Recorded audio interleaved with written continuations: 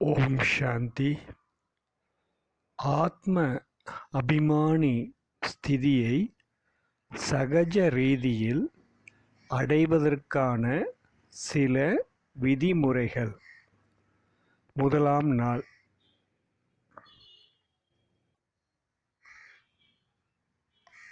ஆத்ம அபிமானி ஸ்திதியை 8 ஸ்திதிகளின் அபியாசத்தின் மூலம் அடைய முடியும்.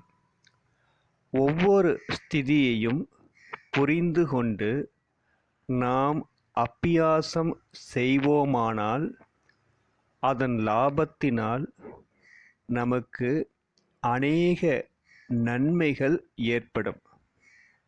ஒவ்வொரு ஸ்திதியிலும் ஆழமான அபியாசம் நிறைந்துள்ளது. நாம் இந்த 8 ஸ்திதிகளின் அபியாசத்தை தினசரி 34 நாட்கள் வரை செய்யலாம். முதலில் நாம் ஆத்ம அபிமானி ஆக வேண்டும் என்ற லட்சியம் வைக்க வேண்டும். இதற்காக தன்னை பற்றிய யதார்த்த அறிமுகம், அதாவது சுயத்தின் ரூபம், ஸ்வரூபம், குணங்கள், சுய தேசம், அதாவது ஆத்மாவின் உண்மையான வீடு முதலியவற்றை நல்லபடியாக புரிந்து கொள்ள வேண்டும். சுயத்தின் ரூபம் ஜோதி, ஸ்வரூபம் ஸ்தூல கண்களால் காண முடியாத அதிசூட்சும பிந்து, அதாவது ஆத்மா ஒரு ஜோதிர் பிந்து ஸ்வரூபம். குணங்கள் சுகம், சாந்தி, அன்பு, ஆனந்தம், ஞானம், சக்திகள், பவித்திரதா, சுய தேசம் அல்லது உண்மையான வீடு, பரம்தாமம். இந்த அனைத்து விஷயங்களையும் மனதில் அவ்வளவு ஆழமாக பதிய வைக்க வேண்டும். அதன் மூலம் ஆத்ம அனுபூதி ஏற்பட்டுவிட வேண்டும். ஸ்திதி 1. யோகத்தில் அமர்ந்து தனது கவனத்தை புருவ மத்தியில் ஒருமுகப்படுத்துங்கள்.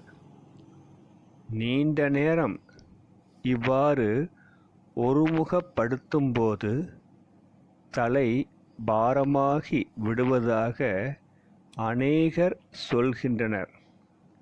அதனால் இந்த அபியாசத்தை இதுபோல செய்யுங்கள். தலைக்கு நடுவில் இருக்கும் தனது மூளையை பாருங்கள். நாம் அனைவரும் மூளையின் உருவத்தை அறிவோம். மூளையின் நடுவில் ஒரு மிகச்சிறிய நட்சத்திரத்தை மிக தெளிவாக பாருங்கள். முதல் முயற்சியில் நட்சத்திரம் சகஜ ரீதியில் தென்படாமல் இருக்கலாம். ஆனால் நாம் தான் நமது நிரந்தர அபியாசத்தின் மூலம் இந்த ஸ்வரூபத்தை இமர்ஜ் செய்து பார்க்க வேண்டும். அப்போதும் அது தெளிவாக தென்படவில்லை என்றால் ஒரு தீபத்தின் சுடர் மூளையின் நடுவில் எரிந்து கொண்டிருப்பதாக பாருங்கள். ஆரம்பத்தில் சுடரின் ரூபம் பெரியதாக தென்படும். பிறகு அந்த சுடரின் ரூபத்தை சிறியதாக்கி பாருங்கள். இப்போது மெதுவாக ஜோதி ஸ்வரூபத்தை பார்ப்பதற்கான அப்பியாசம் செய்யுங்கள். ஸ்வரூபத்தை புத்தியில் எடுத்துக்கொண்டு குழப்பமடைந்து விட வேண்டாம்.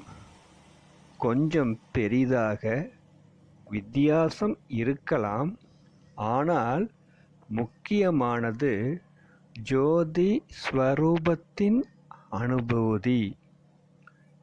நிரந்தரமாக 10 நிமிடங்கள் வரை இந்த ஸ்வரூபத்தில் நிலைத்திருப்பதற்கான அப்பியாசம் செய்யுங்கள். அப்பியாசத்தின் தொடக்கத்தில் ஜோதி ஸ்வரூபம் தென்படாமல் போகலாம். ஆனால் அதனால் பிரச்சனை இல்லை. இந்த ஸ்வரூபத்தை அடிக்கடி மனக்கண் முன் கொண்டு வந்து அதை பார்த்து கொண்டே இருங்கள். கண்களை திறந்தவாறுதான் இந்த அப்பியாசத்தை செய்ய வேண்டும். இவ்விதமாக ஜோதி ஸ்வரூபத்தை பார்ப்பதற்கான அப்பியாசத்தை அதிகரித்து கொண்டே செல்லுங்கள். இந்த அப்பியாசம் கடினமாக தோன்றினால் ஆரம்பத்தில் கொஞ்ச நேரம் மட்டும் நீங்கள் கண்களை மூடியவாறு இதை செய்யலாம். பிறகு கொஞ்சம் கொஞ்சமாக கண்களை திறந்தவாறுதான் அப்பியாசம் செய்ய வேண்டும். நல்லது. எவ்வளவு நேரம் அமர்ந்த நிலையில் இந்த அப்பியாசம் செய்ய வேண்டியது அவசியமோ அந்த அளவு தினசரி காரியங்களை செய்யும்போது கூட இந்த அப்பியாசத்தை செய்ய வேண்டியது மிக மிக அவசியமாகும். வாருங்கள், இப்போது நாம் காரியங்கள் செய்யும்போதும் எப்படி இந்த அப்பியாசம் செய்வது என்பது பற்றி பார்ப்போம். வீட்டுக்கு உள்ளே அல்லது மொட்டை மாடியில் மெதுவாக உலவியபடியே 10 நிமிடங்கள் இந்த அப்பியாசம் செய்யுங்கள். இப்போது நமது கவனம் முழுவதும் மூளையின் நடுவில் உள்ள அதி சூட்சும ஜோதி பிந்துவின் மீது இருக்க வேண்டும். அதாவது ஆத்மாவின் இருப்பிடம் மூளையின் ஒரு பகுதியாகிய ஹைப்போதலாமஸ் மற்றும் பிட்யூட்ரி சுரபிக்கு இடைப்பட்ட இடம் ஆகும். இந்த ஜோதி ஸ்வரூபத்தை பார்த்தவாறு மெதுவாக உலவுங்கள். இந்த ஜோதி பிந்து ஸ்வரூபமானது நெற்றியின் நடுவில் மிகச் சரியாக புருவ மத்தியின் உள்ளே மூளையின் நடுவில் இருப்பதாக உணருங்கள். உங்களது கவனத்தை இந்த இடத்தில் மட்டுமே மையப்படுத்துங்கள். இப்போது தனக்கு முன்னால் உள்ள பொருட்கள் மீது கவனம் வைத்தவாறு தனது கவனத்தை புருவ மத்தியில் உள்ள ஜோதி பிந்து மீது ஒருமுகப்படுத்துவதற்கான அப்பியாசம் செய்யுங்கள். ஆரம்பத்தில் ஒரே நேரத்தில் 2 பொருட்கள் மீது கவனத்தை மையப்படுத்துவது கடினமாக தோன்றலாம். ஆனால் நிரந்தர அப்பியாசத்தின் மூலம் மெதுவாக இது சுலபமாகிக் கொண்டே போகும். உதாரணம், பொதுவாக நாம் நடக்கும்போது ஒவ்வொரு அடியையும் மிக கவனமாக எடுத்து வைக்கிறோம். அதாவது நான் இப்போது ஓரடி எடுத்து வைத்து விட்டேன். இனி நான் அடுத்த அடி எடுத்து வைக்க வேண்டும். இதுபோல் நாம் ஒவ்வொரு அடியின் மீதும் கவனம் வைக்கிறோம் இல்லையா? இதே விதமாக ஆத்ம அனுபூதி செய்யும்போது கூட நாம் ஒவ்வொரு வினாடியும் கவனம் வைக்க வேண்டும். இதற்காக அப்பியாசம் செய்ய வேண்டியது அவசியமாகும். நல்லது. இப்போது படிக்கட்டுகளில் ஏறும்போது ஜோதி பிந்து ஆத்மாவை பார்த்தவாறு செல்லுங்கள். நிச்சயமாக முதல் மற்றும் இரண்டாவது படிகளில் கால் வைக்கும்போது ஆத்மாவின் பக்கம் தனது கவனம் இருக்கும். மூன்றாவது படியில் ஏறும்போது ஆத்மாவை பார்க்கவில்லை என்றால் அங்கேயே நின்று விடுங்கள். அடுத்த அடியை தனது ஜோதி ஸ்வரூபத்தை மனக்கண் முன்னால் இமர்ஜ் செய்து கொண்டுதான் எடுத்து வைக்க வேண்டும்.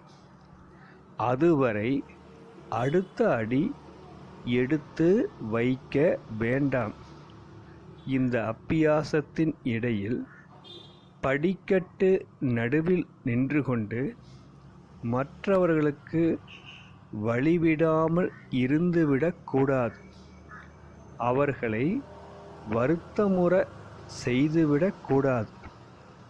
மற்றவர்களும் படிக்கட்டில் செல்லக்கூடிய அளவுக்கு வழிவிட்டுத்தான் நீங்கள் ஒரு பக்கமாக நடந்தவாறு மெதுவாக இந்த அப்பியாசத்தை செய்ய வேண்டும். நீங்கள் சமையலறையில் உணவு சமைப்பதற்காக சென்று கொண்டிருக்கிறீர்கள் என்றால் ஜோதி ஸ்வரூபத்தை பார்த்தவாறு காய்கறிகளை கழுவுங்கள் மற்றும் கத்தியால் நறுக்குங்கள். ஆனால் கவனம் தன் கை மீதும் இருக்கட்டும். கை பத்திரம், கத்தி கையை பதம் பார்த்து விடக்கூடாது. இவ்விதமாக உணவு உண்ணும் போதும் குளிக்கும் போதும் தினசரி காரியங்களை செய்யும் போதும் இந்த மாதிரி அப்பியாசம் செய்து கொண்டே இருங்கள். நாள் முழுவதும் அநேக ஸ்திதிகளில் இந்த அப்பியாசத்தின் அனுபவம் செய்யுங்கள். ஓம் சாந்தி.